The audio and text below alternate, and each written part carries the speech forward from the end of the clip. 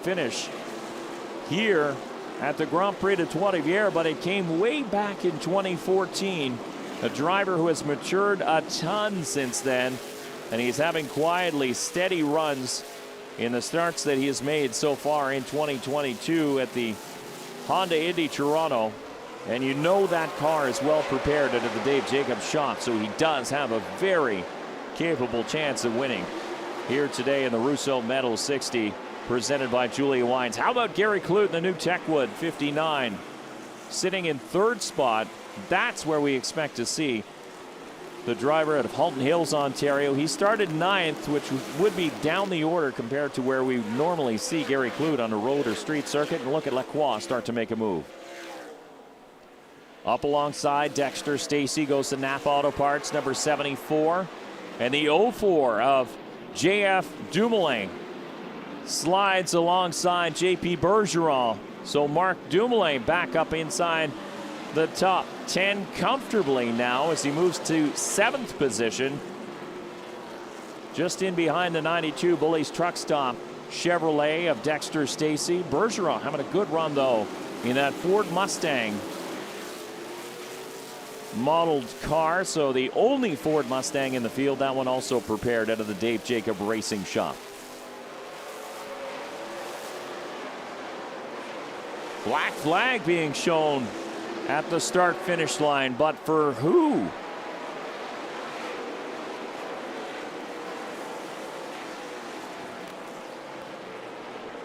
So that is an interesting turn of events as the flag shown to one of the drivers, and the message will be relayed through the spotters to the teams to one of those top 5 drivers who will have to make a pit stop for a penalty.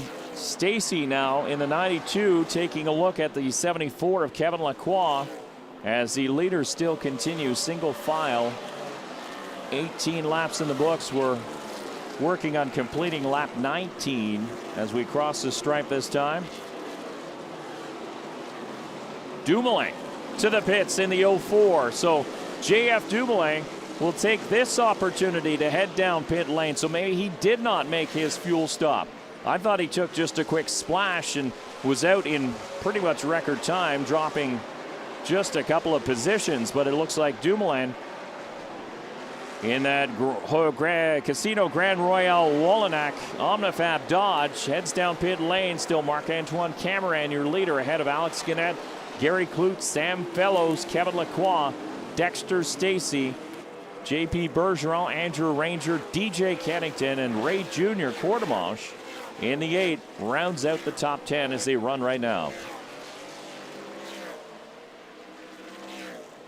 And it looks like a black flag might be coming for the 47 of LP Dumoulin. That's his crew, and they're definitely negotiating with the NASCAR officials down pit lane, but he wasn't in that lead group. JF Dumoulin comes out back on track in 18th position. LP Dumoulin currently marked in 14th spot behind the 9 of Brandon Watson. So we'll see what happens as they pass the flag stand this time.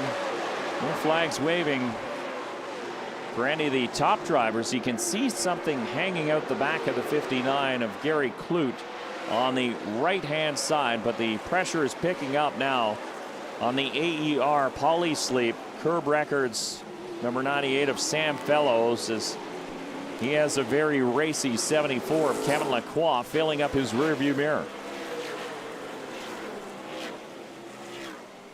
Lacroix will be able to draft. Now he moves to the inside. Fellows is going to try and fight him off for a little while, and that's a smart move. Fellows will relinquish that position, so move the 74 up into 4th position now, as Kevin Lacroix appears to have those mechanical gremlins sorted, and he is mounting a charge. We can tell you, though, JF Dumoulin has just set the fastest lap of the race so far, a 1:08.0. A 1:08.08 is quicker than Marc-Antoine Cameron's 1:08.09. But JF Dumoulin, after taking on a small load of fuel down pit lane, it's going to try and make his charge back up through this field. You can't count on caution flags or potential. We know this track usually breeds a few more cautions, but we have had long stretches of green flag racing in the past. And it appears as though the drivers are settling into something like that right now as we work on completing lap 22.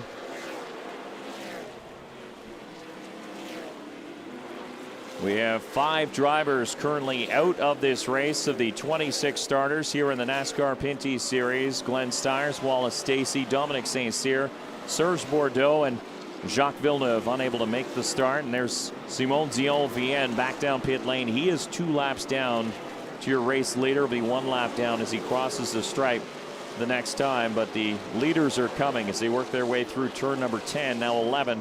And they're on the same straightaway as Simon Dion-Vienne. Still in that tidy 3-car group at the front of the field. And there goes Simon Dion-Vienne, released just as the leaders go by. So he is now officially 2 laps down to Marc-Antoine Cameron and the GM Paillet, number 96.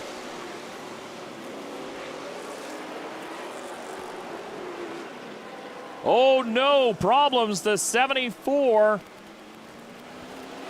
Kevin Lacroix, we thought he was making a charge back up through the field, and look at that, a thrown steering wheel in disgust as he had that new livery unveiled here at the Grand Prix of Trois-Rivières.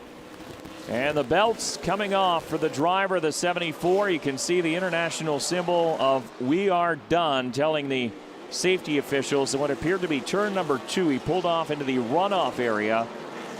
So Kevin Lacroix with issues all day long. It dropped him back in the running order. He battled back up into the top 5. And now here, as we complete lap 24, the drive is done for the driver of the Napa Auto Parts Dodge Challenger. Kevin Lacroix, one of the favorites in the pole sitter today. Not only that, your points leader coming into today's event is now out, and that is a huge blow when you take a look at point implications, because Marc-Antoine Cameron is now leading this race. Again, he came into this one just 5 points back from the 74. So if all stays the same right now, Marc-Antoine Cameron will be your new points leader, leaving the Grand Prix of Trois-Rivières. There is still a lot of racing left to be completed. DJ Kennington is in the 7th position. But is that smoke showing from the... No, that's Simon Dion-Vienne, the other Castrol Dodge, out on track. So that looks to be like big problems for Simon Dion-Vienne. That smoke emanating from the what appears to be the exhaust pipes on that Dodge Challenger, as the Castrol Edge Dodge, the 17 of DJ Kennington, will tuck underneath the 18 Alex Tagliani, the 47 of LP Dumoulin. They managed to make it through, no doubt. Simon Dion-Vienne will be called to the pit lane this time by after heavy smoke showing through the tight and twisty bits in turn number 10. No flag yet, but Tagliani moves to the inside, turn number 1. Watch Kennington, though. He can stick at turn 2. No, he's going to back off just a little bit. So Tagliani up to 7th spot in the Viagra Saint-Hubert number 18. Kennington and LP Dumoulin 8th and 9th. Matthew Kingsbury in the 12, just ahead of the 04 of JF Dumoulin.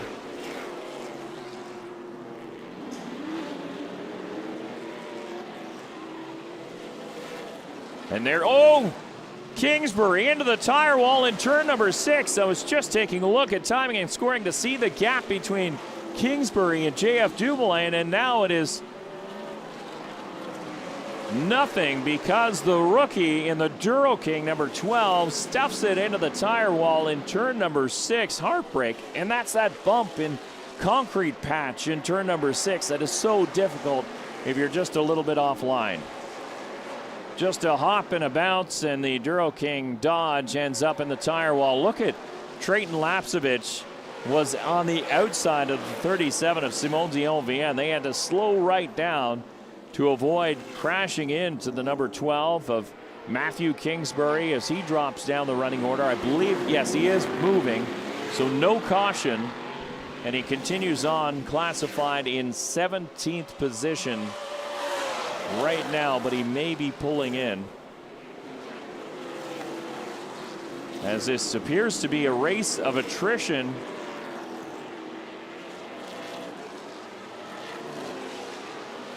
As we haven't even crossed the halfway mark here in the Russo Medal 60 presented by Julia Wines. So Tagliani will next see the back end of the one of JP Bergeron. And that'll be the next car that he'll need to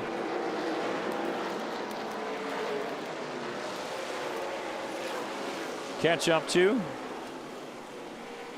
And there's Bergeron just ahead. You can see the back end of that Ford Mustang, the Prolon controls, Russo Medals. So this is a race that JP Bergeron really does want to do well at and impress his sponsor program.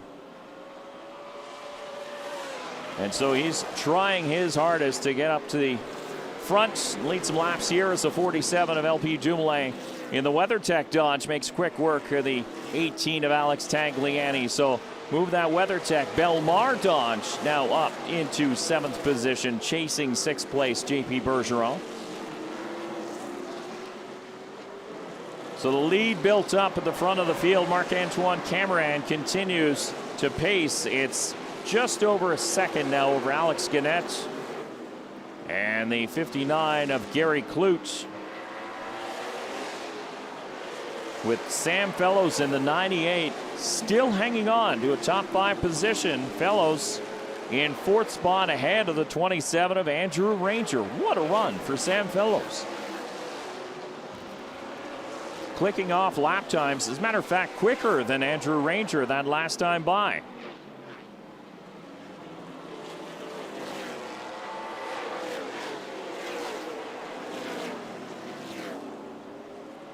Ranger is about 7 seconds further back than the 98 of Sam Fellows, so he's got some work to do to catch the driver of the AER Curb Records Chevrolet. But look at how quickly Dumoulin has been able to catch the back end of the Prolon Russo number 1 of JP Bergeron. Bergeron still relatively new to road and street circuits. He cut his racing teeth racing late models in Quebec and down through the U.S. Jumped in to the NASCAR Pinty Series here this year. Despite the fact he does not have a rookie stripe on the back end of that Ford Mustang, we can tell you he is one of the Jostens Rookie of the Year contenders, and that is a tight battle, as well as a 47. Got very close to the inside wall in turn number 1. Look at Bergeron hanging on the outside, making contact with the WeatherTech Dodge as they head towards turn number 3. Side by side, will they? They will. And it looks like Dumoulin trying to hang it on the outside, and here comes Tag to take advantage of that little miscue from the veteran LP Dumoulin, as Tagliani in the Saint-Hubert Viagra number 18 on the inside, turn number 6. This is all behind JP Bergeron. Bergeron in 6th position.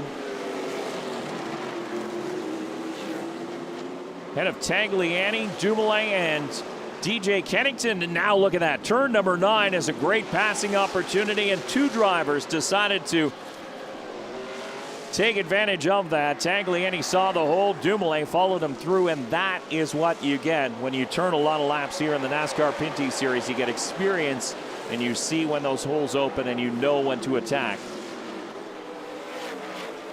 And it looks like on our official timing and scoring, there's an issue with the transponder on the 1 of JP Bergeron. He's now fallen down the running order, but we can tell you he is battling for position with the 47, the 18, and the 17. And there you can see towards the back of the 59 of Gary Kloot in the new Tech Woods Dodge Challenger. That That is the exhaust system. It appears to be the exhaust pipe hanging out the side of that Dodge Challenger, and it's been there realistically since the drop of the green. So something has come loose, but it doesn't seem to be affecting performance as the 59 of Kloot is able to keep pace with the two cars in front of him, Alex Guenette and Marc-Antoine Cameron, your race leaders. We hit the halfway mark, 30 laps in, 30 to go.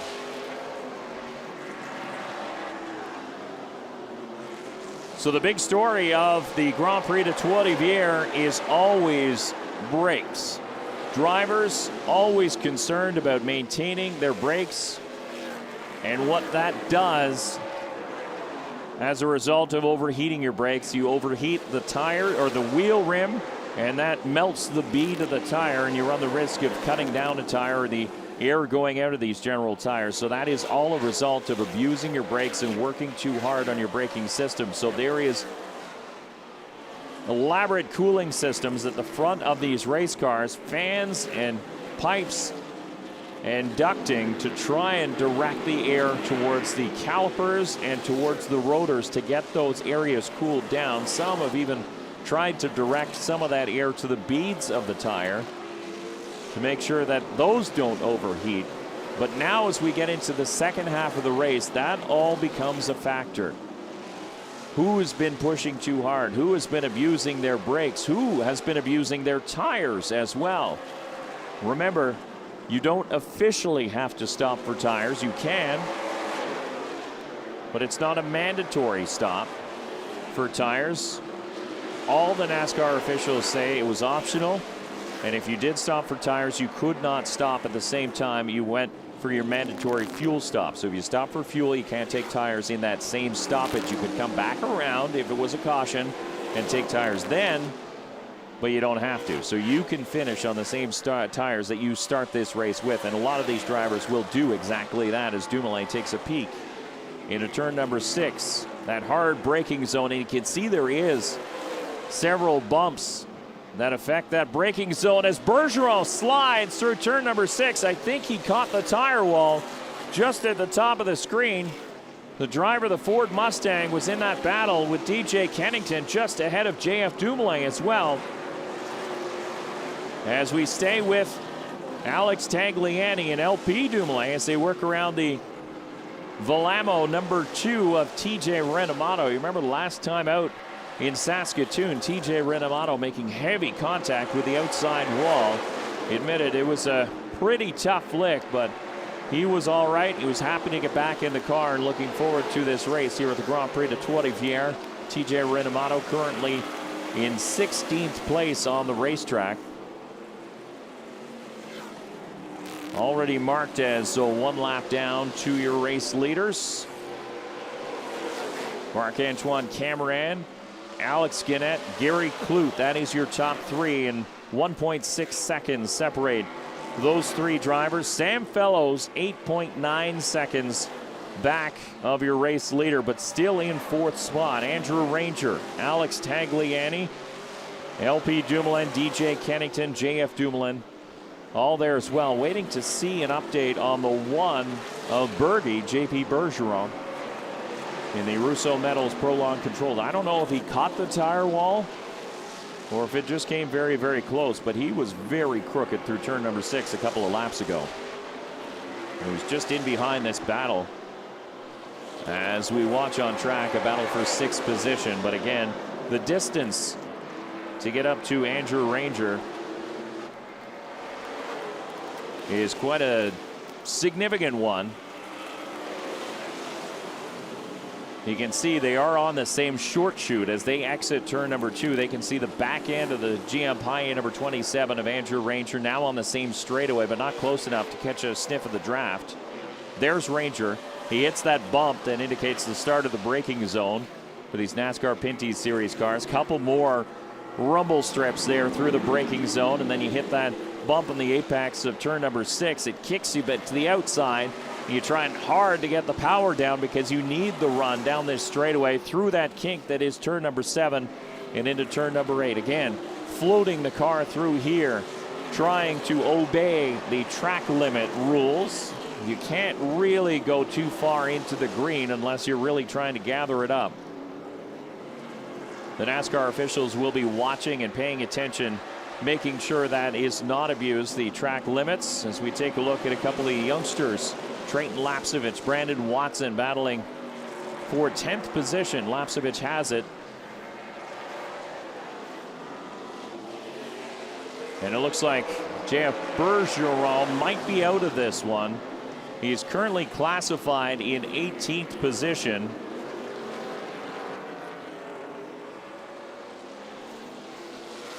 So the 18 of Alex Tagliani getting an update from pit lane. He was the one who was penalized, received the black flag. He came in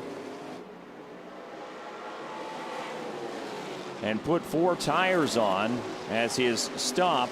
So he has 4 fresh tires compared to anybody else in the field. Nobody else has put tires on at this point except for the 18 of Alex Tagliani. So he is up in 6th spot.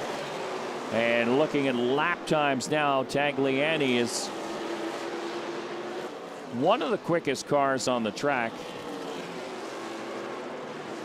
in a 108.7 area. So yeah, he'd be the quickest the last time by. LP Dumoulin nearly as quick. There's a 108.7, a little bit quicker than Tagliani, as a matter of fact. So the new tires no longer making a difference for the Viagra Saint-Hubert Chevrolet of Alex Tagliani.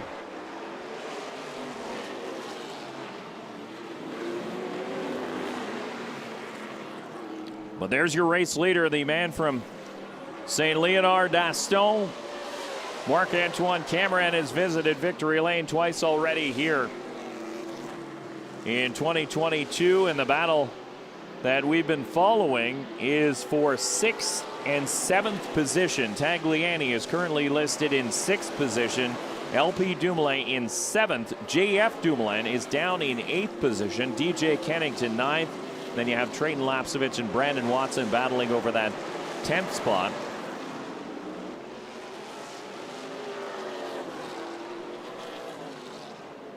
So Cameron, Gannett, and Klutz, your top 3. And they're very much in front of the rest of the field. As you can see, the laps continuing to click off. 24 laps remaining here in the Russo Medal 60, presented by Julia Wines, the NASCAR Pinty's Series here on the 52nd edition of the Grand Prix of Trois-Rivières. There goes Klute. And you can't even see 4th place Sam Fellows in the same camera shot, still peeking ahead. You can't see him because Fellows is 11 seconds further back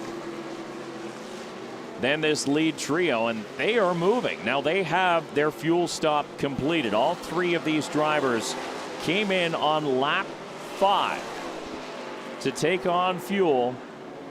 So that is the strategy they wanted to play. An early stop, as they felt that was the way the window had opened, and that was the earliest they could take fuel and still get to the final distance and the 60-lap completion here at the Grand Prix de Trois-Rivières. So it's been interesting to see how this is all playing out. Sam Fellows again holding on to that 4th spot. Ranger, Tagliani, LP Dumoulin. JF Dumoulin is a little bit further back, though. About 10 seconds back further from LP Dumoulin in this battle between Tagliani and Dumoulin. As they seem to have settled things out, they're going to go single file for a little while, see if they can go Andrew Ranger hunting and track down 5th place. As I say that, here comes LP Dumoulin in the braking zone, turn number 6. He fans out hard under braking. Now he'll slot back in single file as the cars come into some slower traffic just ahead. You can see the 12 of Matthew Kingsbury is back out on track making some laps. He's listed as 3 laps down to your race leaders.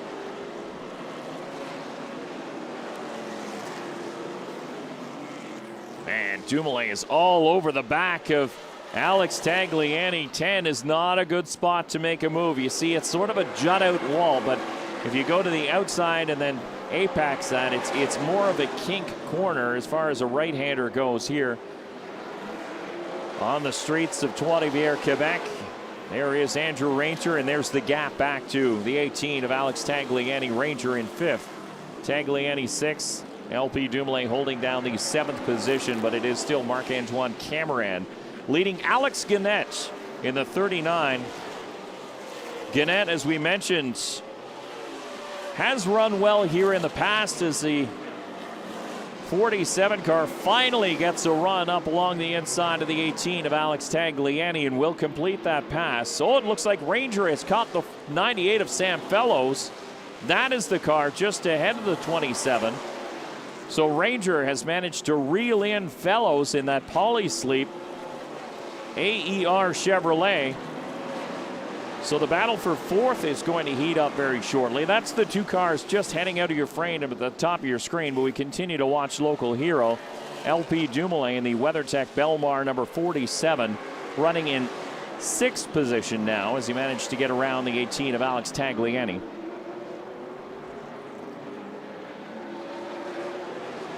Easing through turn number 1, now 2, and you can see the gap opening up between LP. So LP was a little bit quicker than the 18 of Tagliani. Tag will just have to sort of settle in and follow that WeatherTech Dodge now, as they are 2 very fast cars, amongst the quickest on track. LP Dumoulin actually set the fastest lap of any car that last time by.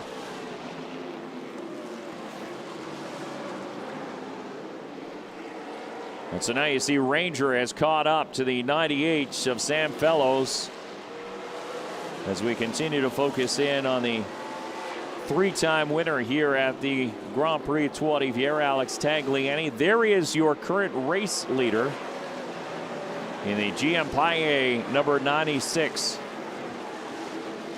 Marc-Antoine Cameron, Alex Guenette, and Gary Clute all still within striking distance. As a matter of fact, Guenette is half a second back than last time they crossed the stripe. 1.9 seconds back.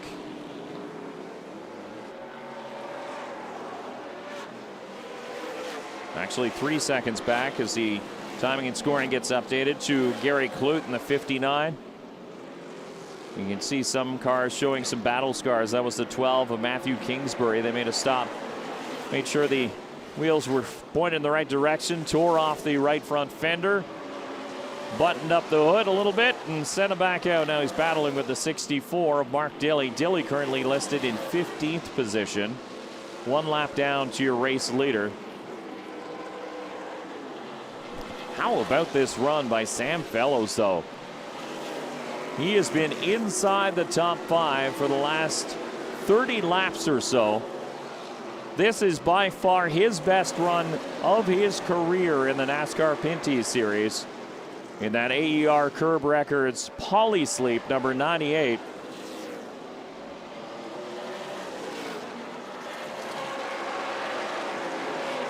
So you can see the gap now built up behind the 47 of LP Dumoulin, and a little bit of dark cloud starting to build overhead as well, as we'll be keeping an eye on that weather for you.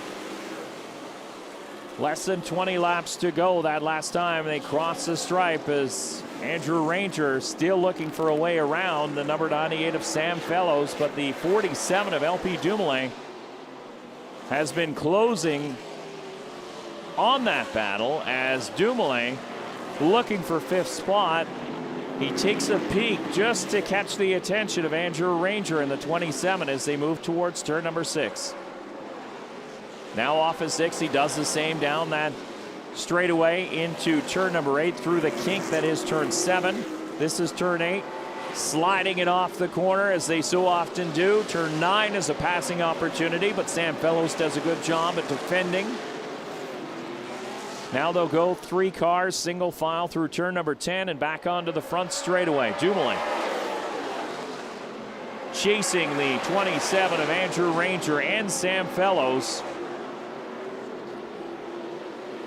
So the gap is 0.4 of a second between Ranger and Fellows, 0.3 of a second between Dumoulin and Ranger the last time they crossed the stripe. But wow, look at that run by the 98 of Sam Fellows. Continues to hold off. Keep in mind, the 2 drivers that are chasing the 98, Sam Fellows has never won here in the NASCAR Pinty Series, as now Ranger makes a Bold move to the inside in the brake zone in turn number 6. Fellows will whoa up and let him have that spot and try and fight back down here towards turn number 7, but he's got the 47 of LP Dumoulin to contend with as well. Dumoulin is going to paste it to the inside in turn number 8. So Sam Fellows goes from 4th to 6th in just a couple of corners. But I was just going to say, if you look at who was following as Kingsbury, now something goes amiss in the back end of that car as it starts crabbing off of turn number 10 through 11. You can see that car not tracking very straight at all, but the 2 drivers just ahead of Sam Fellows. Andrew Ranger's got 4 wins here. LP Dumoulin has 2 wins here. Now the driver behind him, Alex Tagliani, has 3 wins here at the Grand Prix de Trois-Rivières. So you're in some pretty rich company here in the NASCAR Pinty Series. Sam Fellows sitting in 6th position last time he crossed the stripe. So let's look at that gap between Gary Clute and Andrew Ranger. Now that Ranger is in 4th spot, a full course caution, so the 12 did not make it to a runoff area. Matthew Kingsbury was slowing. You could see that car was difficult to control. It snapped loose in turn number 10. I don't know if he made contact with another area of the racetrack, but a full course caution called, and this is great news for drivers like Andrew Ranger, LP Dumoulin, Alex Tagliani, Sam Fellows. It puts them right back in the mix. They were 11 seconds back of this lead trio, and this is the caution that these drivers do not want to see. Cameron, Gannett, and Clute had built up such a heavy lead as Cameron looks for his first win in a NASCAR Pinty Series car here in the Grand Prix de Trois-Rivières. And there is the Duro King Dodge of Matthew Kingsbury. And that's at the exit of pit lane. So I think he backed up and was able to get to that exit of pit lane. So almost a self cleanup.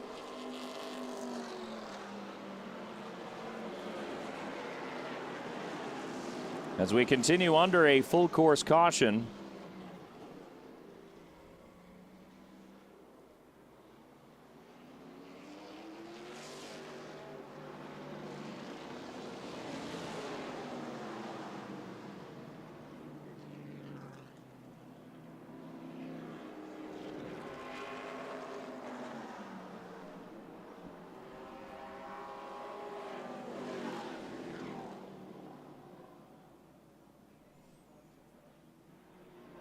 So your leader continues to be Marc-Antoine Cameron, with Alex Gannett, Gary Clute, Andrew Ranger, LP Dumoulin just in behind.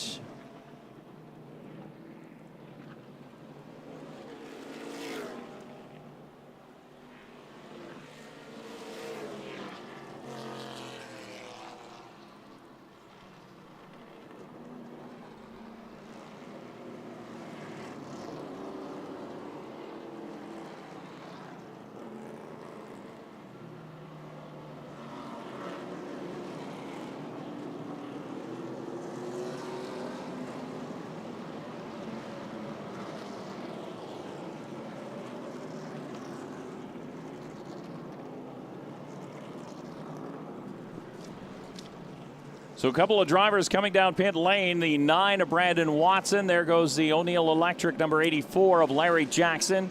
You see Trayton Lapsevich, the 1 of JP Bergeron, also down pit lane. So Bergeron not out of this one. I think it is a problem with his transponder, as he had continued on track. We looked at timing and scoring. Did not see him in the Rousseau Metals number 1 for quite some time. Here on the live feed, I was trying to find him on the timing and scoring, and he dropped way off. So I think there's an issue with his transponder. And looks like the 84 of Larry Jackson experiencing some sort of battery problem. So that's where the battery is located on that Dodge Challenger. And that was Howie Scannell Jr., his crew chief, going to work trying to make repairs there as new tires go on the Sheer Metal Products number 9 of Brandon Watson. So this is an interesting turn of events with 15 laps to go here in the Russo Metals 60 presented by Julia Wines. So Cameron did stay out, so did Gannett, and so did Gary Klutz.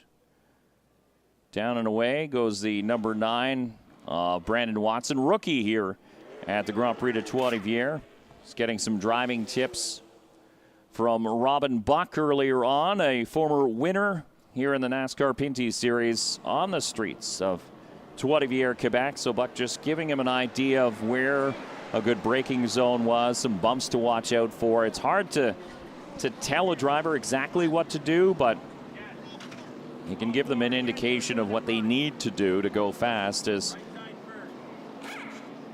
you hear right side first as the 22 Racing crew for Alex Tagliani looks ready for new General tires.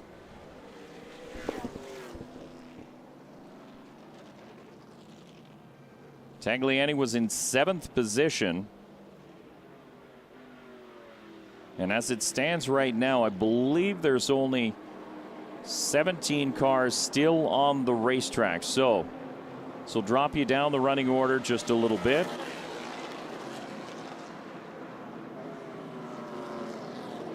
See a couple drivers we haven't seen so much of, but having decent runs. Ray Jr. Courtemanche in the 8, LP Montour in the 13. Also DJ Kennington, we saw a little bit of him. He's inside the top 10, sitting in 9th and looking for a pretty good points day. One of the drivers who was quick early on, but has sort of tapered off a little bit after making a fuel stop, the 04 of JF Dumoulin. So we'll see what this caution period will do for that car and see if Dumoulin can re-enter the mix here at the front of the field. But drivers now weaving side to side, keep some heat in their General tires.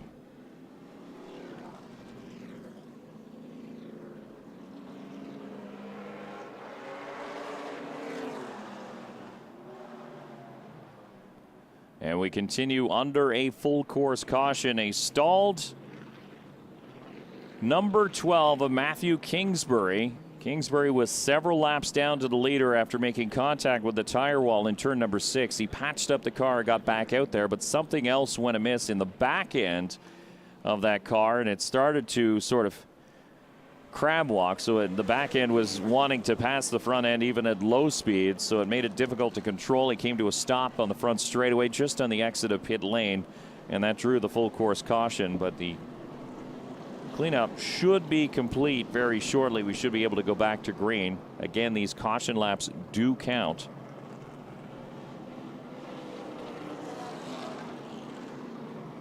As we've got 14 laps to go, there'll be 13 the next time we cross the stripe, as DJ Kennington in the 17 takes a look for pit lane this time around. So possibly some tires going on the Castrol Edge Dodge, looking to improve his track position towards the end of this one. But judging on previous experience, both here at the Grand Prix of Trois-Rivières, and a red flag now being shown on the field. So stopping the cars on track. And so something bigger happening than just a stalled number 12.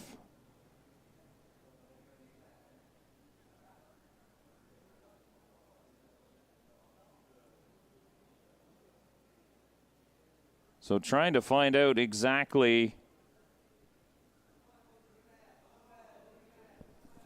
why this red flag was needed. As the field comes to a stop, the engines shut off here on the front straightaway. See Cameron ahead of the 39 of Alex Gannett. And the 59 of Gary Klutz.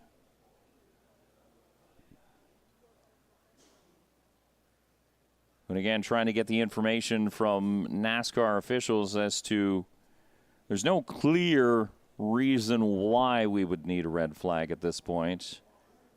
Not like the track was blocked with a major collision, but have a look at what has happened in this race so far. 25 cars took the initial start. Jacques Villeneuve unable to make that initial green flag in the 07. Prolon controls Dodge Challenger, and another Dodge Challenger went to the front and tried to get back to the front early, but then mechanical gremlins crept up for the Napa Auto Parts number 74 of Kevin Lacroix. No oil on the track, but it was just a spin by Sam Fellows into the tire wall. That one was into the concrete wall for Serge Bordeaux. This one was for Dominic St. Cyr and the VR St. Cyr number 3, ending in the tire wall in turn number 6. So those drivers had their days end early, the 55 and the 3. We went back to green with a very racy Dumoulin clan just behind the 27 of Andrew Ranger. And then you saw a quick point to the outside. So Ranger did indicate to the 04 of Dumoulin, you are quicker. Go ahead, you can take it.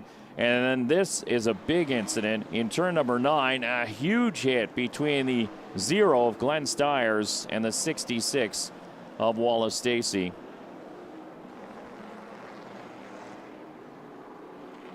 And as we went back to green, you can see the top 3 cars are all single file. Dumoulin crew talked to the NASCAR officials as JF Dumoulin came down to make his pit stop, or possibly that was the reason it was a drive-through penalty for the 04.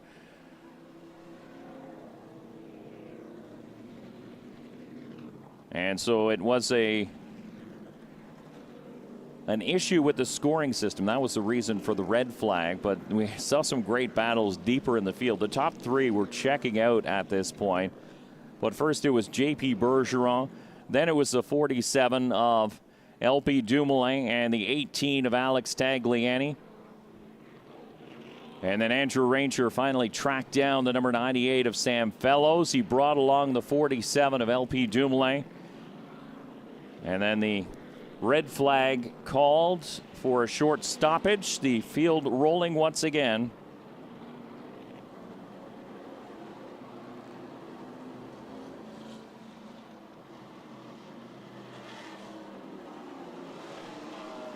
With now 13 laps remaining, you can see a couple cars showing some battle wounds and scars.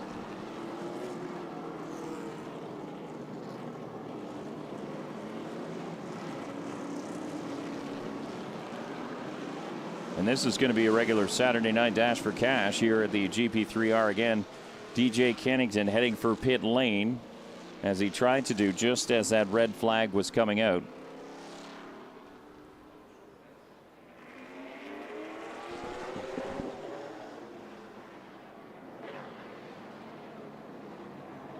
So, as we told you, the one car of JP Bergeron did have a transponder issue, so he's now marked in 9th position. So that is where the one car sits in the running order.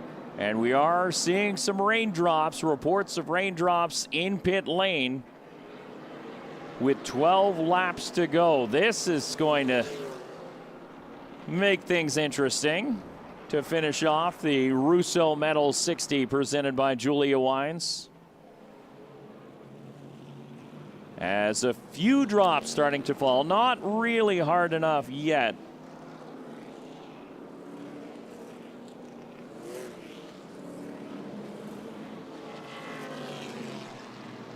To effect, yeah, the windshield wiper is on the 18 of Alex Tagliani. Can see some moisture on the front window of the 9 of Brandon Watson as well.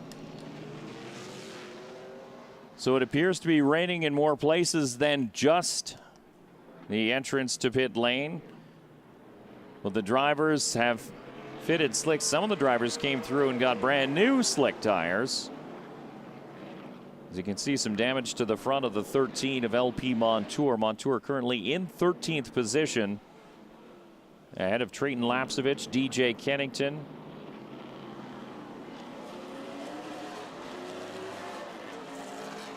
And TJ Renamoto will be the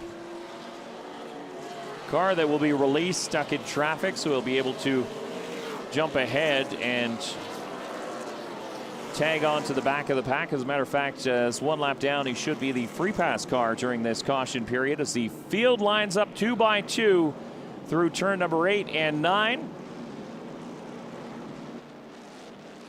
And we'll look to go back to green. When we do hit the stripe, there will be 11 laps to go. And this is going to get very exciting. We have seen several places where raindrops have been falling. Green flag is back up, and look at the two front runners leaning on each other as they head towards turn number 1. Gannett trying to hold the 96 down. He can't do it. Now, can Gannett hold on to second as Kloot gets together with the 27 of Andrew Ranger? Kloot is bumped out of the way. Ranger goes to third. Oh, and now Dumoulin comes through, and a bump back from Kloot on the back end of Ranger. Into the wall goes the GM Paille, number 27 of Andrew Ranger, leaving bodywork in his wake as the new Techwood, number 59, seemed to have enough. His patience wearing thin, and debris rains onto the racetrack from the back of the Ranger, number 27.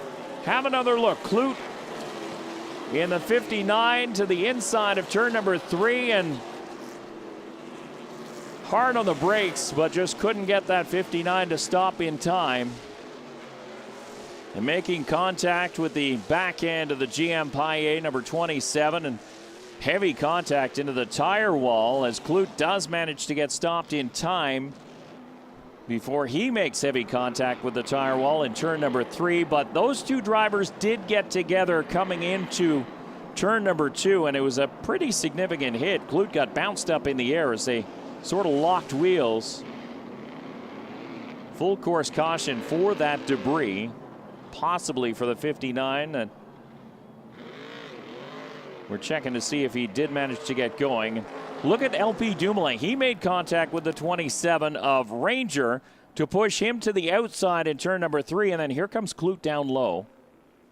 That's the contact that sent the 27 around as Kloot winds up against the tire wall himself. So it looks like Kloot was trying. Did Kloot get a bump from behind? He did.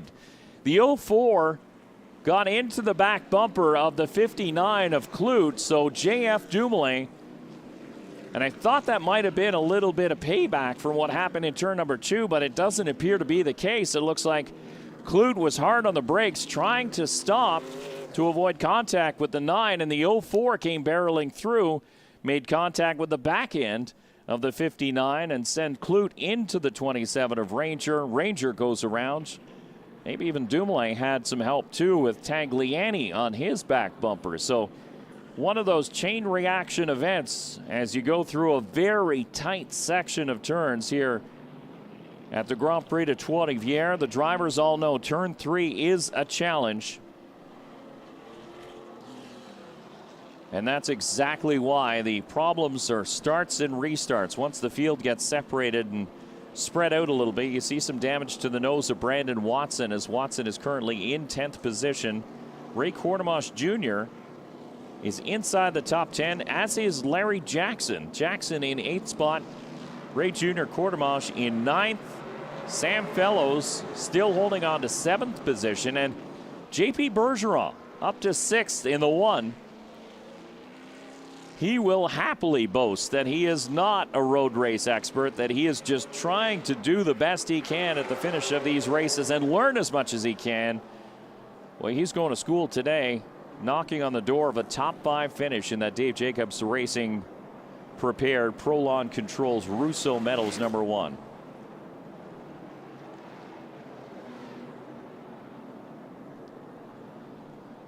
So full course caution for the cleanup of the debris from Andrew Ranger as he lost all of his body work at the back end of that race car. In the 27 down pit lane, he's going to get fitted with some new tires.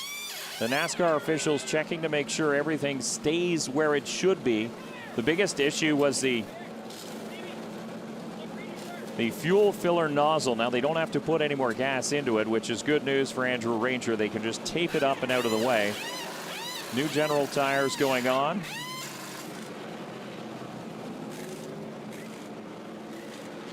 And the NASCAR officials having a good look, and no, they don't want to release that 27. So it looks like Andrew Ranger might be called back in to pit lane after the inspection officials on the back end of that race car possibly see something amiss.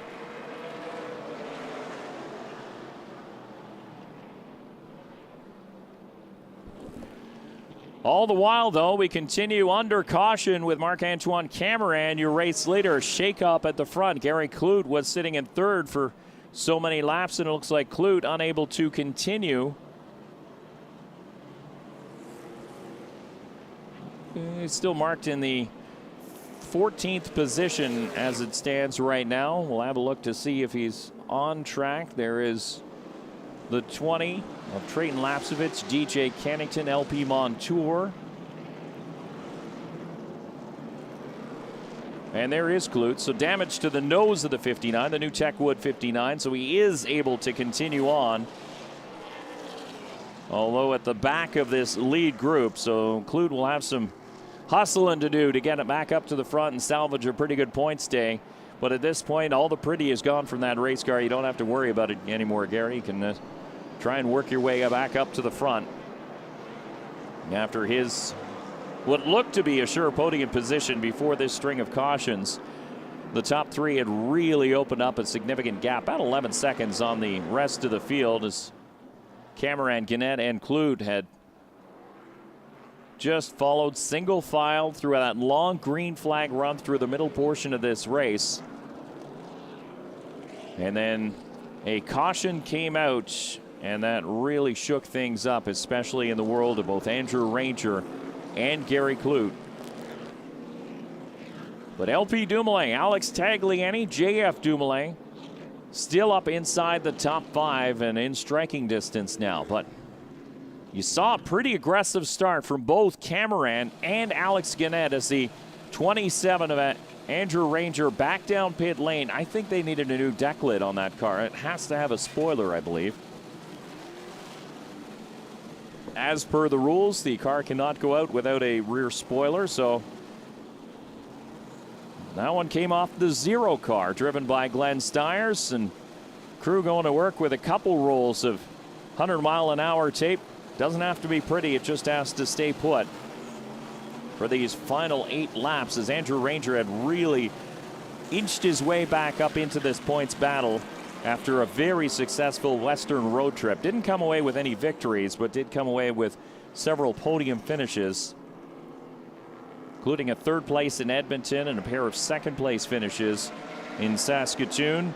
11 points back coming into this event.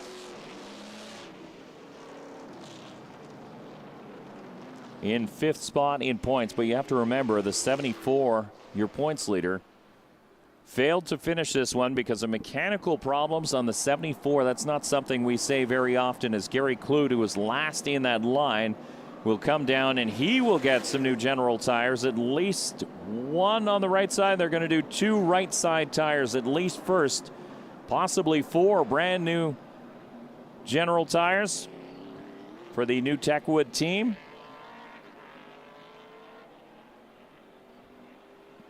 It is going to be a 4-tire stop, so Clute's going to have some shiny new boots on that Dodge Challenger as we get set to go back to green. It is going to be a very short dash. We continue under caution. There'll be 6 laps to go the next time they cross the stripe. And we appreciate you joining us here for the Rousseau Metals 60 presented by Julia Wines here at the 52nd running of the Grand Prix de Trois-Rivières. This race came with a lot of hype. Unfortunately, a little delay to start things off because of a weather hold. We had a severe thunderstorm blow through very quickly. Dropped a lot of rain in a little amount of time. And the weather delay was for lightning in the area. So that puts an immediate hold on any work that goes on the track or in the paddock area. And so that was lifted.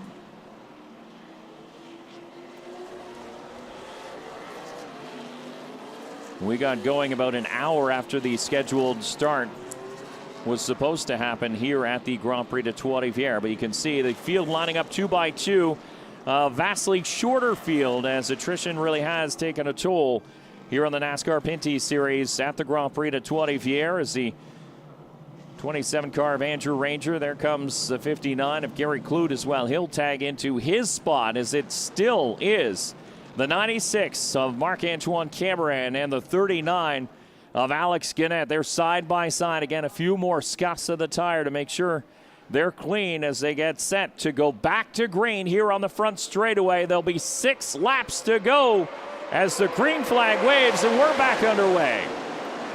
Another strong start from Cameron. Can Guenette hold it on the outside? He hazed the tires under braking. Dumoulin's going to try and storm through on the outside in turn number 2. They're going to be side by side into turn 3. It didn't work one time ago. Will it go this time? Guenette's on the inside. Dumoulin's outside. They make it through cleanly. But Guenette holds on to second, and look at J.F. Dumoulin now in the 04 up alongside his brother. And around the 47 goes the 04. Into third spot is J.F. Dumoulin. LP back to fourth. Sam Fellows in fifth spot. Still raining lightly according to officials on pit lane. But the driver's not worried about that right now. Look at how tight it is at the front. Alex Guenette so hungry for his first win in the NASCAR Pinty Series. The Moto Illimité number 39 is all over the back bumper. The 96 of Marc-Antoine Cameron. A driver running a full season to a driver just running road and street circuits.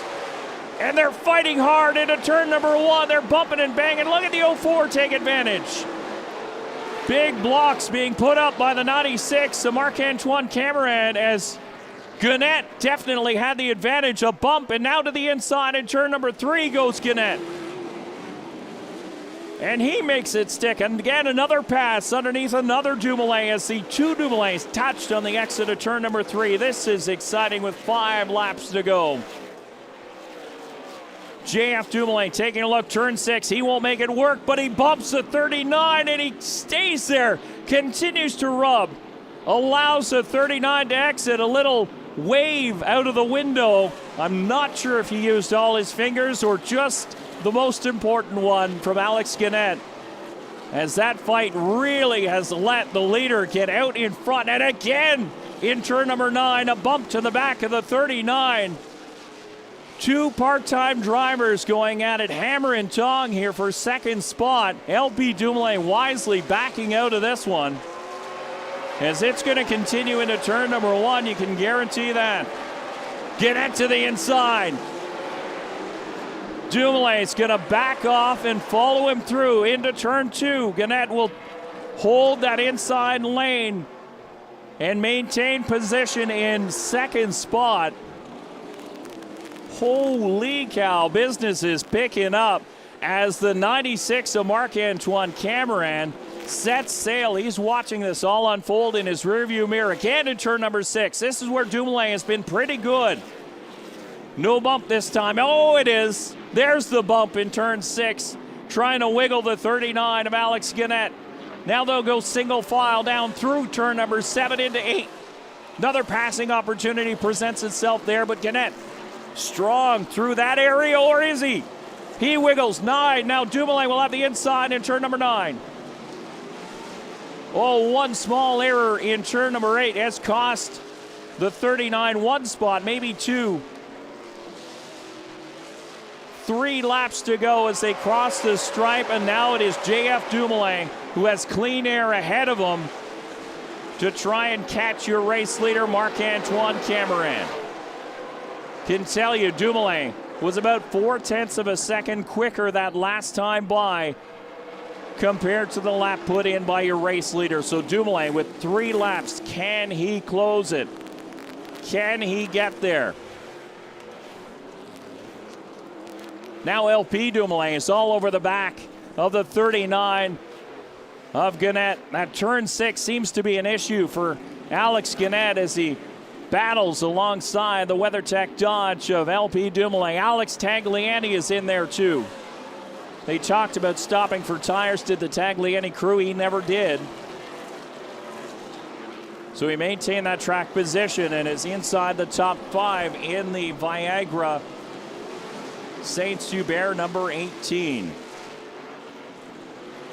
Look at the front of the field, though. The gap is getting smaller between Cameron and Dumoulin. Dumoulin wants so much to win this race in his home city. He finished third, he finished second. Can he win this one here in 2022? He's now so close. 0.7 of a second quicker was the 04 compared to the GM Paye number 96. Oh, Marc-Antoine Cameron down the back straightaway for the second last time. And now Dumoulin goes to the inside. Cameron was trying to run that defensive lane, but Dumoulin has him. Outbreaks into turn number 6. Cameron has to concede the position as they slide it off at turn number 6. Here comes LP Dumoulin. Can it be a 1-2 finish for Dumoulin Competition in their home race? Cameron wants to spoil this Dumoulin party. In the 96, a little bump in turn number 9. He gets to the inside. They'll bump again. The 04 into the wall. And back across. He takes out his brother. The Dumoulin cars crash together in turn number 10. And they will see the white flag this time by. So this may make this race official. No white flag. Caution is out. They were supposed to see the white flag. Look at that knotted up 04 of JF Dumoulin. Oh my Lord, what a race at the front of the field. Cameron made contact with the 04, made contact with the wall, came back across and caught his brother, the 47 WeatherTech Dodge of LP Dumoulin. I don't know if my voice is ever going to recover from this race. What a race here in the dying moments of the Rousseau Medals 60 presented by Julia Wines. And you can see damage now to the front end of the 27 of Andrew Ranger. Ranger is currently marked in 8th position. Gary Clute back up to 9th. And there you can see a battered 04. That was a heavy hit, actually, both sides for the 04, JF Dumoulin. And he has to be heartbroken in that driver's seat. The Grand Royale Casino Woliak Omnifab Dodge was so strong, biding his time through the middle portion of this race. A late caution came, and that's when that 04 came alive again. He was quicker than the 96. Made contact with Marc-Antoine Cameron at times. You can see a broken radiator as the shower of water coming out the front end of the Dodge Challenger. And look at the right front wheel bent right up. Front end of the chassis damaged as well. That gives you an idea of just how hard the 04 hit. And now you can see JF Dumoulin will jump out. Good news is he is okay, as he was able to refire and keep going. He crossed the stripe to pick up another lap. Currently marked in 16th position. And that looks like it will be the place that he will finish here today. The drivers in behind: Mark Dilley, Matthew Kingsbury, 20 and 21 laps down. So it looks like Dumoulin will come home 16th here today, as a couple drivers having very, very good days. And it looks like a red flag will be shown. This one for oil cleanup on the racetrack, and a frustrated JF Dumoulin is giving a thumbs up to his crowd, because the hometown crowd will support them no matter what. And the Dumoulin brothers, as I mentioned, they were superheroes in the pit. So you can see the red flag will be shown for the second time here today during this race. This one for oil cleanup on the racetrack. So the damage to the 04 significant in turn 10 through turn 11 and now down on the front straightaway as well. Have another look at how this all started. You saw the 96 get to the inside in turn number 9, the exit of turn 9. That's where we made contact as the 04 came back across his nose. So could the 96 have backed out? Probably, but it's the end of a race in the NASCAR Pinty Series at the GP3R. Do you back out? Probably not. So contact made, then to the one wall, across to the other, and didn't make it to that wall because he hit the 47 of LP Dumoulin. So LP Dumoulin did manage to get going again. You saw him spin back around and get going. So the contact was really from driver's door back. And there you can see the mark on the driver's door where the 04 hit. But that left rear tire is still up, and LP Dumoulin is currently marked in 6th position, just behind the 1 of JP Bergeron. But again, another shakeup at the front of the field. DJ Kennington up inside the top 5 in the 17. Again, having a quietly solid points day. So now Kennington stands to gain a lot on the 74 of Kevin Lacroix. Again, Lacroix marked in 19th position. That will be where he finishes here today in that 74 after mechanical difficulties. Ended his day early. That's your top 3. Gannett, Cameron, and Alex Tagliani. As we have a red flag on the field for cleanup of oil after an incident involving both Dumoulin cars, the 04 and the 47. On the exit of, started on the exit of turn number 9, it continued into turn number 10. And the field comes to a rest now, shutting off their engines. The drivers will get a chance to take a breather as we're going to have a quick dash to the checkers when things get organized again. We were almost at that white flag. Had they seen the white flag, this race would have been completed. But the leader did not take the white flag. The caution came out. So that will allow another attempt. Look at, that's an afternoon of racing here at the Grand Prix de Trois-Rivières. Look at the damage on all 4 of those race cars in that shot. You have damage to the driver's door, the 47 of LP Dumoulin, damage to the nose of Trayton Lapsevich, who has had essentially a quiet afternoon sitting in 7th spot.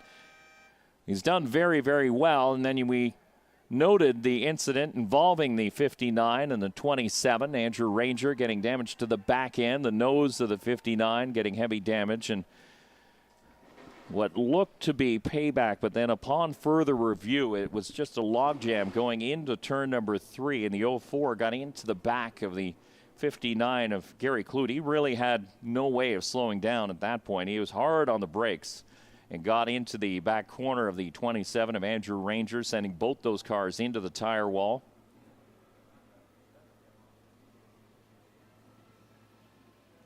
The 04 on the flatbed.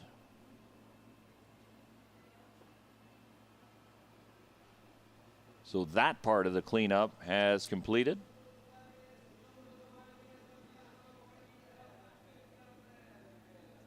And again, the big concern is oil down on the racetrack. So want to make sure that's all cleaned up, especially if you're going for a dash for the win.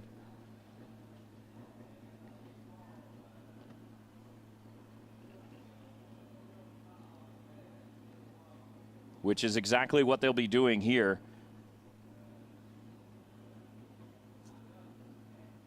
I believe it will be a green-white checker when we go back to racing here to settle it.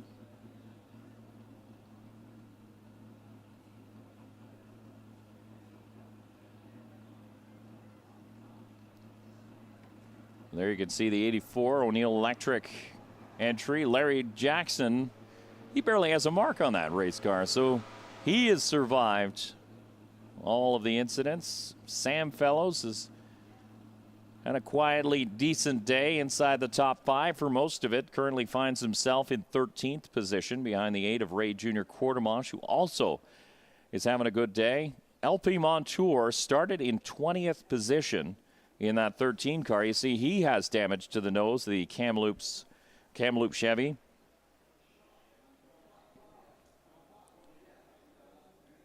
But Jackson, who is running in 10th, is up 9 spots from his starting position.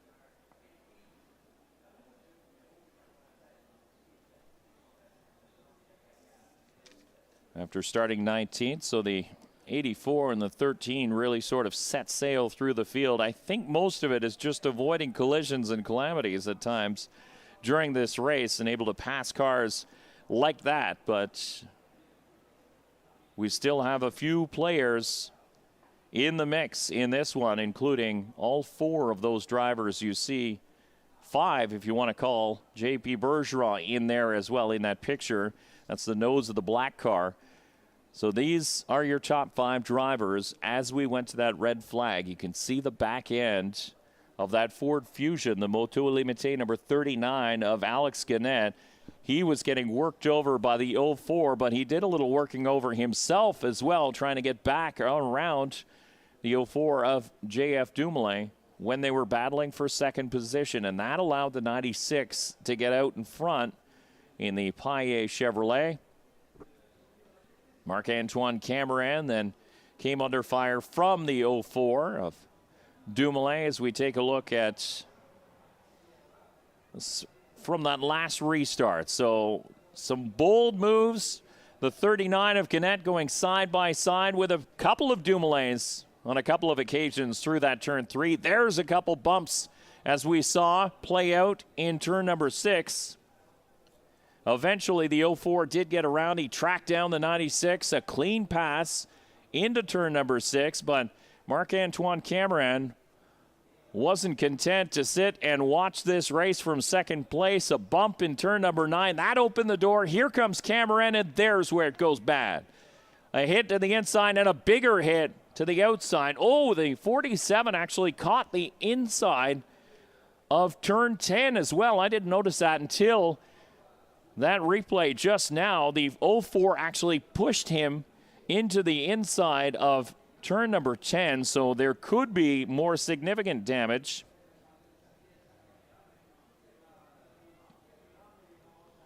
On that 47, we'll have to see when they go back green how bad it could be, but the one Russo Prolon Controls Ford Mustang of JP Bergeron is having a banner day, set for a career best finish inside the top 5 here in the 1 car. Car prepared out of the Dave Jacobs Racing Stables. He's had some coaching driving on road courses by Alex LeBay, former NASCAR Pinty Series champion, current competitor in the NASCAR Xfinity Series.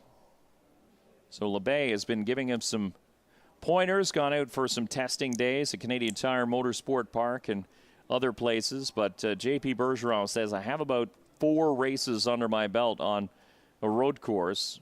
He was out in the Sportsman Modified, but said that was a handful. You couldn't really take too much from that race and apply it to the Pinty Series race, but he really has been a quick study here today and pieced himself together a very solid run. DJ Kennington as well in the Castrol Edge Dodge. You see him up against the wall on the inside alongside the 96 of Marc-Antoine Cameron. Alex Tagliani. Tagliani coming off a race win in Saskatoon in the second of 2 twin 125s at Sutherland Automotive Speedway.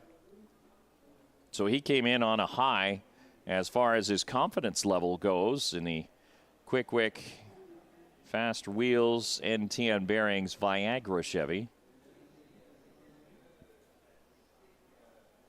But Alex Guenette, will he be able to hold off Marc-Antoine Cameron? We've already seen that Marc-Antoine Cameron will not be shy to lay a bumper to a competitor in front of him if it means getting back to the race lead.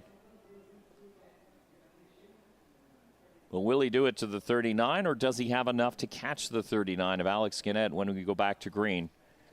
The 47 of LP Dumoulin. There's the 27 of Andrew Ranger, still in the mix despite all that damage to that race car. The 27, he had to stop and get a new deck lid. That one is actually off the 0 of Glenn Stiers. Stiers crashed out earlier after spinning and then getting collected by the 66 of Wallace Stacy. So the crew actually went to the paddock area, ripped off that deck lid. It's got the GSR Ohsweken Speedway logos on the back.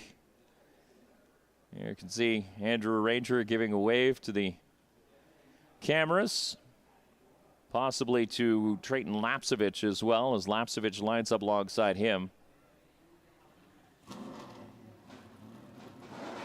As the oil cleanup has completed.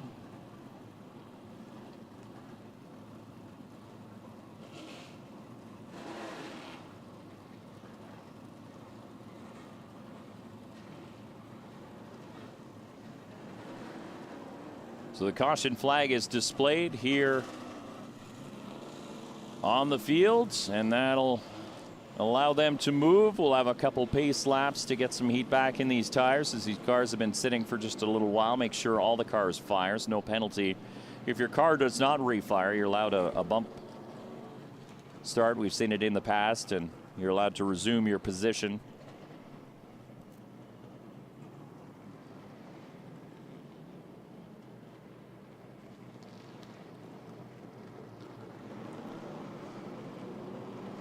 Okay. Now when push comes to shove, who do you have as your favorites in a final dash here at the GP3R?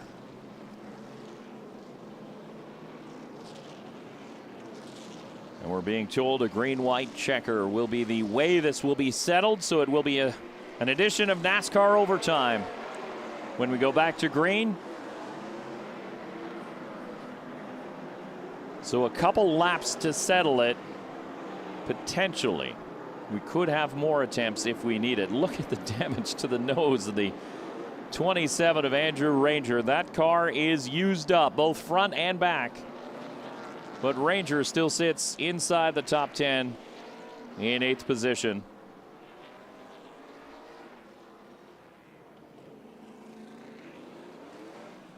Some damage to the nose of that GMS number 9 of Brandon Watson, again the leader in the Jostens Rookie of the Year battle, battling with JP Bergeron, but Bergeron stands to gain a few points in that battle as he sits currently in 5th position. Question marks around the WeatherTech Dodge of LP Dumoulin, Canada driver that came in 8 points out of the points lead, and he had given up in the points championship after Newfoundland, said, I'm just going to go chase wins. I'm not going to worry about a championship. All of a sudden, championship picture became a little bit clearer for Dumoulin after the Western road trip. Solid finishes in Edmonton and the 2 in Saskatoon. Man, he was just 8 points back of the points leader, the 74 of Kevin Lacroix. We've documented already the issues that Kevin Lacroix has had all day.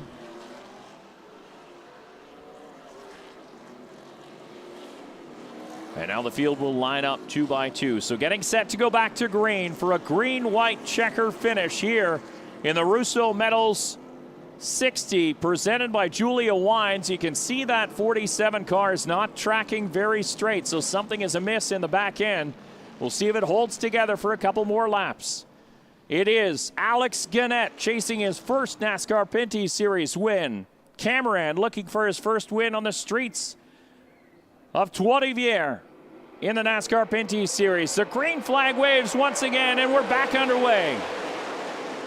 Gannett clear going into turn number 1. He locks up, and problems on the 96 as he drags the chassis, so maybe a tire down for Marc-Antoine Cameron. You saw sparks coming from underneath the GM Paille 96. A car to the wall in turn number 2, and it's Ranger and Gary Clute again. These two cars have been connected by crazy glue, and that back end of that GM Paille number 27 is definitely a miss. Look at the walk on the rear end as it looks like Ranger might be able to get to the runoff area, so we're going to avoid a caution. as Gannett continues to lead Marc-Antoine Cameron. Now Alex Tagliani ahead of the 17 of DJ Kennington as Trayton Lapsevich moves to the inside of JP Bergeron in a battle for 5th spot. Gannett had cooked it hard into turn number 1, but it looks like a tire might be going down on the 96. Can Cameron hold on for 2nd and get a really good point stay? White flag is out, so this will finish it, whether or not we have another incident. Cameron pushing like a dump truck in through turn number 1. Good news for him, there's not many right-hand turns to navigate here at the Grand Prix de Trois-Rivières. Tagliani's all over the back of him. Look at Kennington hunting there like the veteran he is. Trayton Lapsevich has moved up and could potentially fight for a podium position. Bergeron's off the pace in the 1. Something's gone wrong on that Ford Mustang as Kennington moves alongside the 18. Clear Alex Tagliani. So Kennington back into a potential podium spot. Cameron holds on to 2nd. Here comes another right turn very shortly. Turn number 9's the left-hander. Turn 10 is the right-hander that Cameron will have problems with. Gannett is all by himself, though. This is a battle for 2nd. Gannett off of 11. He'll win his 1st in the Grand Prix de Trois-Rivières. DJ Kennington will cross the stripe in 2nd. Marc-Antoine Cameron will hold on to 3rd. What a race here in the Russo Metals 60 presented by Julia Wines. And what a race for that young man to win his 1st in the NASCAR Pinty Series.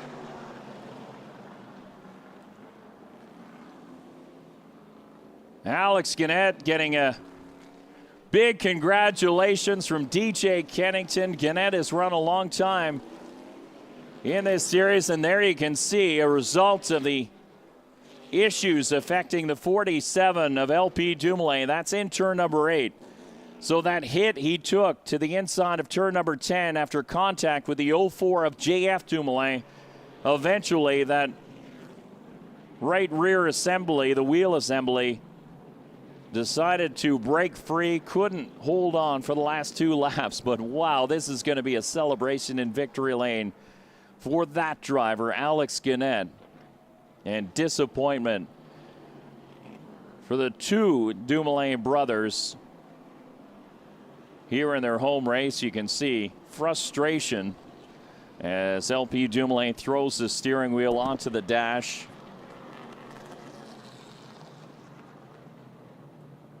In a race that was well within his grasp.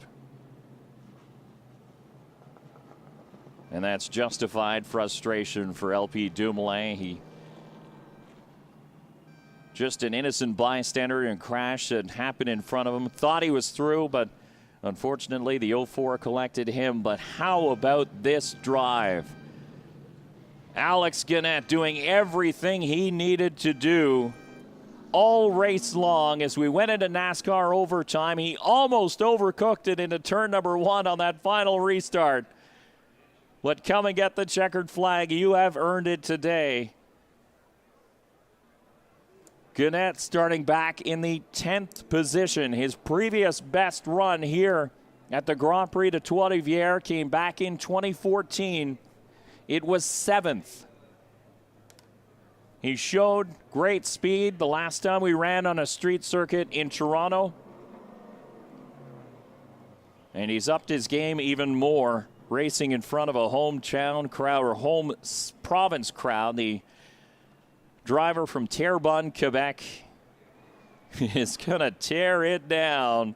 Guarantee there will be donuts here in turn number 1 as he makes his victory lap with the Sunoco checkered flag. No donuts for Alex Gannett, not, at least not in turn number 1. He's still cheering.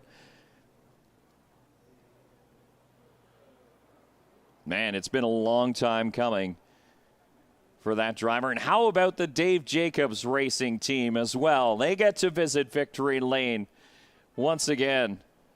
Big congratulations to Dave, a veteran of the sport, driver who jumped out of the seat when Andrew Ranger came along and he's had other champions in there as well, including Alex Labay and Alex Gannett. Decided to do a part-time program with backing from Moto Limité, just concentrating on the road and street circuits. He missed the original one, or the opener, I should say, at Canadian Tire Motorsport Park because of a non-COVID related illness. It was sort of heartbreaking for that team. He came back so strong on the streets of Toronto, and even better here. And to finish off the rest of the season, we're going to make a stop at Circuit Icar, another stop at Canadian Tire Motorsport Park as well. So a couple more road courses coming up.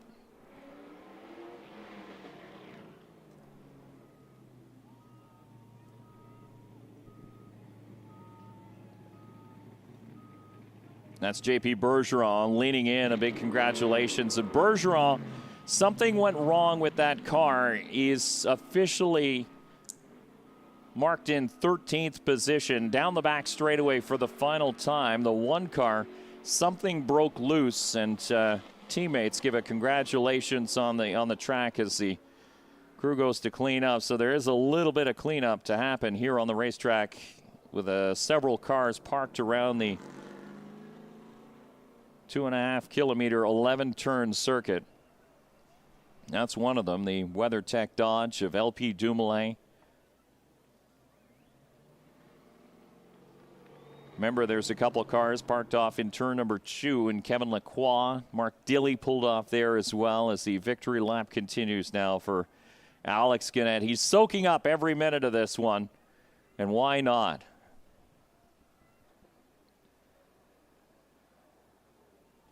The DLGL number 39 from Terrebonne, Quebec, onto the front chute once again. He's not even ready to go down pit lane. You can see everybody else is loaded up, ready to go to the podium. He might just drive there himself. The NASCAR and TSN crew is ready to greet him when they get to the podium in turn number 1.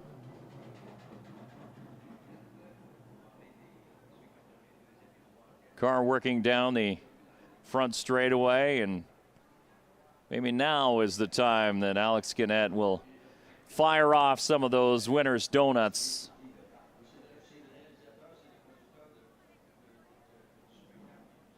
As he talks to the NASCAR official, he's like, where can I do my donuts? I want to do some of those, and here he goes. Hangs on to the checkered flag, and now he lights it up. This is the burn down that we thought was going to come with the first victory lap from the 39 of Alex Gannett.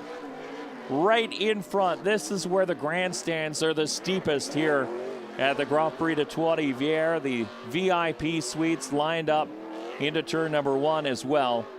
So it's a great opportunity to give a treat to the crowd, the supporters who have waited through rain and a weather delay to start things off earlier on today, and then a few drops here and there towards the end of this race. And then, of course, a thrilling finish on so many levels. So this will shake up the point standings. I believe DJ Kennington will come out the points leader. Marc-Antoine Cameron will get some bonus points for leading, so it might even be tied. Kennington coming home second, Cameron third, Tagliani in fourth. So those drivers will jump up in the points race. So will Drayton Lapsevich. Sam Bellows, a career best, 6th place finish here today. And LP Montour, a 7th place finish. So a good run for him. Larry Jackson in the top 10 and 8th. Ray Jr. Courtemanche coming home in 9th spot. Then TJ Renamato. That is a career best for that driver as he went a lap down, got a free pass, and came back. Solid 10th place finish. He'll be happy with that. And TJ Renamato, one of the nicest guys you will meet in the NASCAR Pinty Series paddock. Gary Clute, Brandon Watson, the 2 other finishers in 11th and 12th. Then JP Bergeron and LP Dumoulin, along with Andrew Ranger, are drivers who failed to finish after incidents on that last lap. JP Bergeron, I don't think, made contact with anybody, but the back end of that car was looking funny as he hops out. There it is.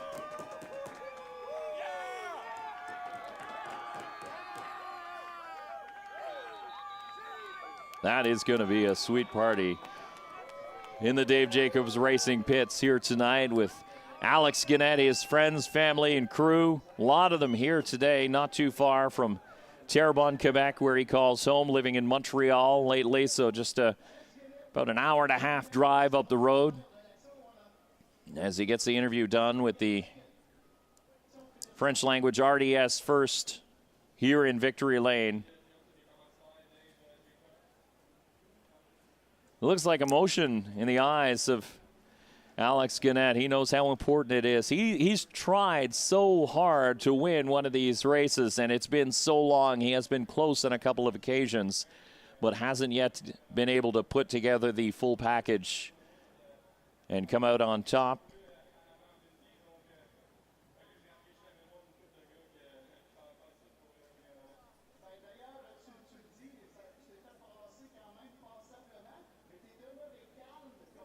Trying to hear the French language interview and see what Alex Gannett has to say here today, but thanking his friends and family and Dave Jacobs Racing, all his sponsors, of course, helped him get him to this point. And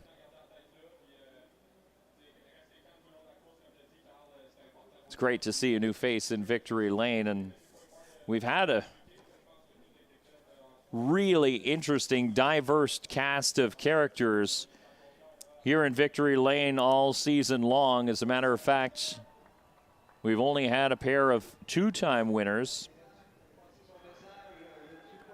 in Kevin Lacroix and Marc-Antoine Cameron. Cameron was trying to make it a three-peat here in 2022. He cut down a left front tire, likely with contact of that 04 car. There's Dominic Fougère, the promoter here at the Grand Prix Trois-Rivières, in with DJ Kennington, who snuck past the 96 to Marc-Antoine Cameron at the start-finish line, finishing under 0.2 of a second ahead of the 96 at the end of the day. And it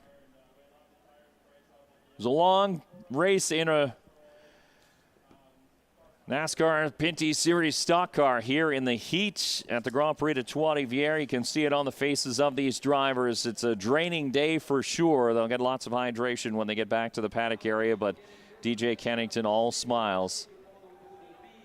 And a driver not normally known for his prowess on road and street circuits, but DJ Kennington now with a win, a podium here at the GP3R. Is exactly what he needed to do when it comes to the point standings coming into this